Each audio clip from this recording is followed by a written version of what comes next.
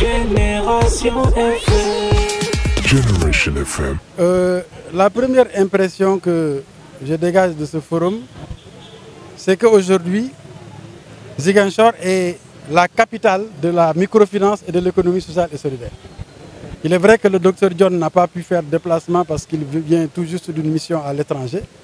Mais aujourd'hui, tout le ministère est à Ziguinchor et cela fait suite à la signature d'une convention entre le ministère de la microfinance et de l'économie sociale et solidaire et le conseil départemental de Ziguinchor au mois de septembre.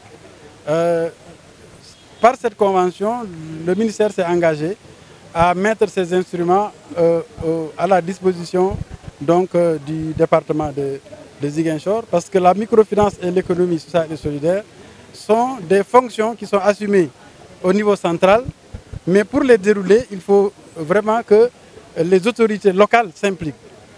C'est une économie, c'est une finance qui est essentiellement sociale et donc qui dépend des acteurs qui sont à la base. Et c'est pourquoi le ministre a décidé d'abord de faire ce partenariat qu'on n'a pas commencé avec Ziguinchor, on l'a déjà avec Kermassar, avec Bambey, Ziguinchor, et nous allons l'avoir avec tous les départements du Sénégal pour que vraiment en co-construction entre les autorités locales et les autorités centrales, qu'on puisse voir réellement se dérouler l'économie sociale et solidaire et la microfinance qui doit être à son service. Donc la stratégie du ministre Alioune Dione, c'est de mettre la microfinance au service de l'économie sociale et solidaire. En fait, ces deux secteurs sont des parents. Certains même disent que c'est l'économie sociale et solidaire qui est la génitrice de la microfinance. Et donc, il y a un lien de coordination essentielle à faire, ce qui a été fait. Et donc, l'objectif est bien sûr de faire de l'économie sociale et solidaire un vecteur puissant de création d'emplois, mais d'emplois décents, pas d'emplois vraiment précaires. Donc, l'objectif est de faire de l'économie sociale et solidaire et donc un vecteur puissant d'emplois décents. Il s'agit simplement de faire revenir nos traditions ancestrales qui sont des traditions d'entrepreneuriat collectif.